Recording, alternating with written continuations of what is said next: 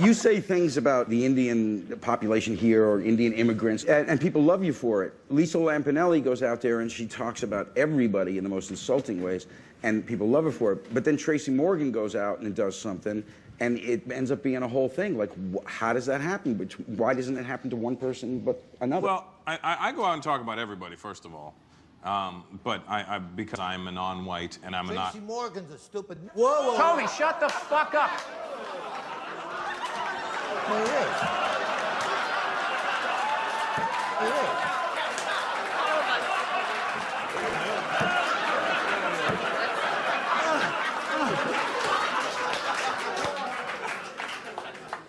Oh, God. Paul. Yes, sir. It's going great.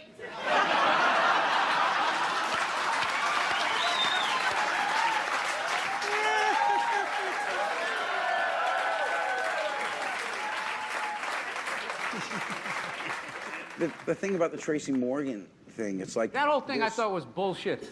It was. The Tracy It Morgan was thing? absolute ridiculous bullshit. But hang on. I can't stand people who everything's funny, then the shit comes around to them, and then all of a sudden they stop saying it's jokes, they say it's statements. And I'm not saying because I wasn't there, and he got like tried. Look, you weren't there, I wasn't there, and I just felt like he didn't get a chance to say. He just immediately went into apology mode, and then all of a sudden they're parading him around like this trophy. I don't feel he got a fair shake. That's all I'm saying. But here's the thing. And this is the only thing I'll say about the thing that I believe about this is... No, it isn't, but go ahead. Shut the fuck up, Tom. You get to say whatever you want. We all get to, right? Absolutely. But the second it comes out of our mouths, it's no longer in our control about how it's supposed to be interpreted. People can hate it. They can do whatever you want. So every time you say something, like I always say, the only thing I promise my audience is that I wrote something I care about. I say it because I believe it. The second it comes out of my fucking mouth, all you can hate it, you can write your congresspeople, you can call your network, and that's the bottom line, is that we all have to deal with the shit that comes to us from saying what we say. Right, but And that's no, my point. I have no But problem. What- I want to ask Colin Quinn, because he was on Saturday Night Live. I have and no with problem Tracy with that. Morgan, Right. how did you feel? Should he apologized or not? Do you think that was... Like you said, he was a stupid... Listen, I don't want to...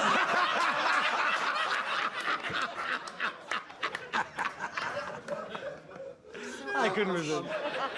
This is how I believe it. Like, the person who said it knows what they meant by it. If you process it in a fucked up way, ask him how he meant it first. But you don't get that luxury. As a comedian, you don't get the luxury to say, but I really meant to say it this way. I realize that. But here's what it really rests on, is that the whole thing came off of one guy's blog. Every One guy's interpretation. news item about it. And how do we know he's not a dick? We weren't there. Sometimes some audience people can't see irony from a million miles away. But did Tracy deny saying it? No. Did the guy get it wrong? No. Those two things How do we you know that? Because Tracy didn't say, wait, dude, that's not exactly what I But said. whether he said something offensive or not, I just thought it was fucked up that one guy went home like with, I guess, the greatest memory ever, like a stenographer, and typed it out, and everybody's like, that's what he said, and that's what he meant, because guy in seat number 5F said it. And next thing you know, he's going around got to apologize. That's kind of a scary thing as a comedian. Well, I've and it seen wasn't Tracy's funny. act, like, his show is crazy. It His is show pretty is crazy, pretty yeah. over the top. Tracy's genuinely So out of his it's mind, not though. like he's up there like, what's up with end tables, and then goes into that shit. And that's when it comes to me where you're doing like this selective getting offended. I got one I get in trouble for. One. Just the one. Just got the one he gets in trouble. What's the fucking difference between a Jew and Santa Claus? Santa Claus comes down the chimney. Now, I could say that because I had a fucking relative. I had a fucking relative who died in Auschwitz. There we go. Okay? That's why I could say this. This gives me the fucking right to say it. Because I had a fucking relative who died at Auschwitz. Apparently the wrong one. I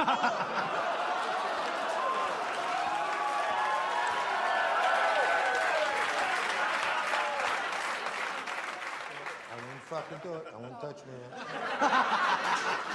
Get your fucking hand. Hey, man. Don't fuck with me. Whoa, what the fuck? Whoa! Hey, I got one thing to say. Yeah? I got one thing to say. Can I say one thing? Live from New York.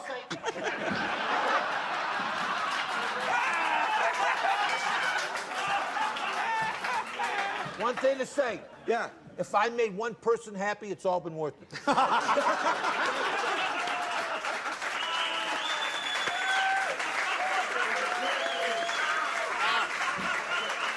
a true performer. He fucking commits. He commits. Yeah. Where were we? So anyway, I was trying to remember what he was heckling. I just remember cocksuckers, so I think we were talking about gay people. There we go. You know, the fucking lesson here is the gay community has a very strong activist community who, when they hear shit against them, they take it to the mat, and guess what? Shit happens. Yeah, but I don't agree with that. Guess what? Shit happens. So like so then you have to just. I mean, if there's one I mean, people that... because you got to tell you, like, that word, it can mean other things. It just can be ball breaking anytime you play sport. I was playing hockey the other day, okay?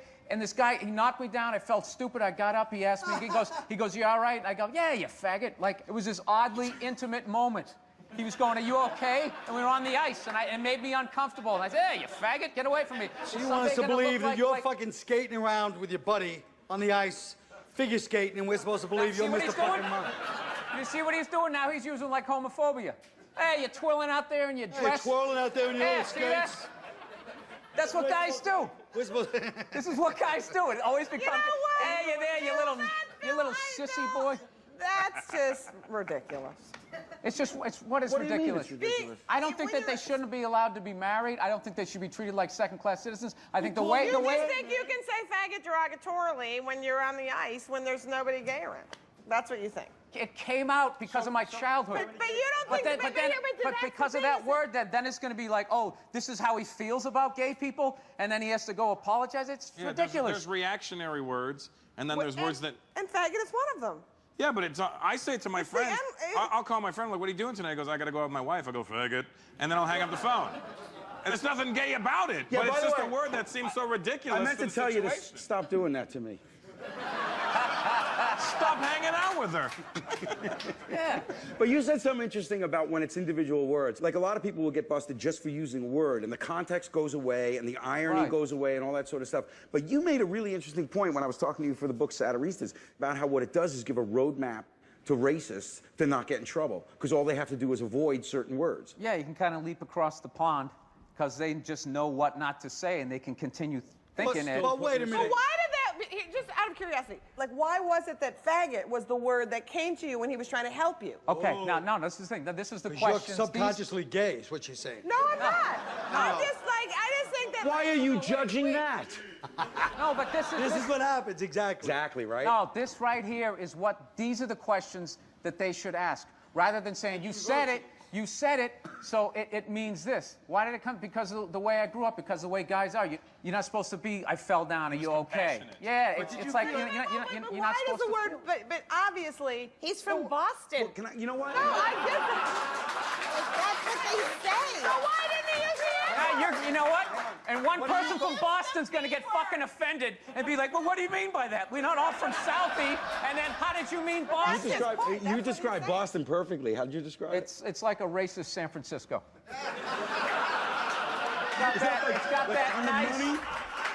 got that nice sort of, if I was going to live in a city and raise kids, I could do this. It's got culture. It's got the symphony.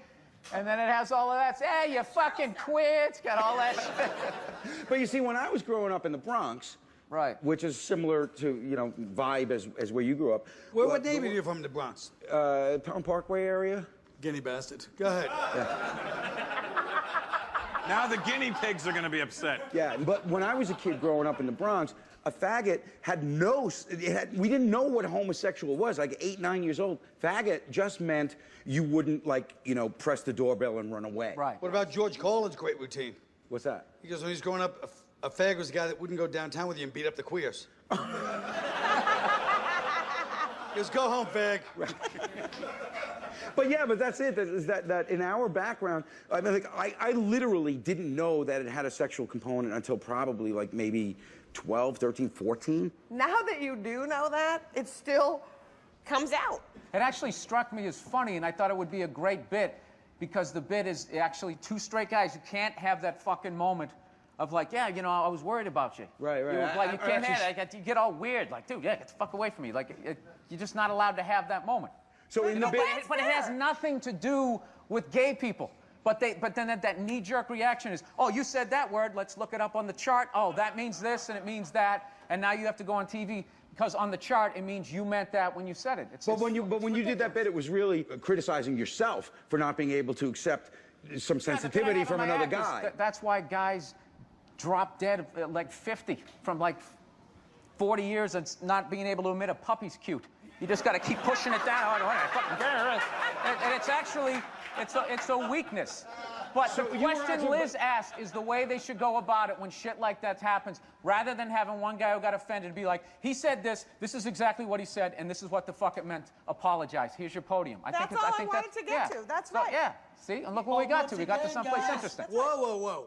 Once again, who is determining how somebody's intent is? Who is to determine, hey, you know, the way you said that was mean-spirited. I know a lot of fucking idiots that think a lot of shit is mean-spirited just because it goes against what they believe.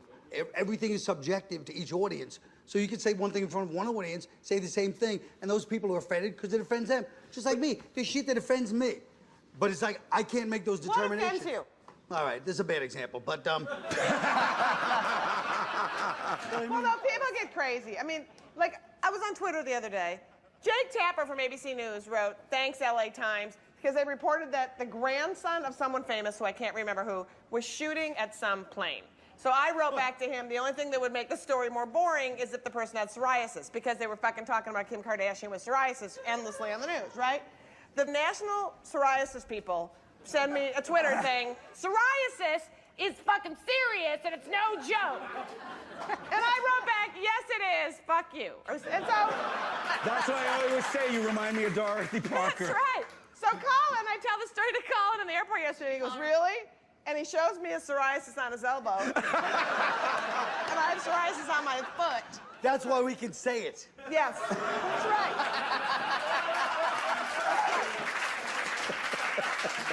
But no, that brings up a really good point. Like, you always say Indian people are cheap, Yes. and then you tell a personal story with your dad. Right. So it's really a personal story, but you talk about it as Indian culture in general. And Yeah. you don't get in trouble for it, right? Because the thing is, when I'm saying these things about me or my people, I'm really generalizing about everybody, because at the end of the day, we all end up doing the exact same shit, but everybody thinks they're the only ones that do it. So when I'm talking about Indian people are cheap, there's Romanians reading, oh, we are cheap too, you know, and or whatever you're talking about. They're always like, everybody thinks they're the only people that do this, and at the end of the day, they hear me say it, and they go, ah, so it's not just us, it's them too, you know? That's what I'm trying to tell you.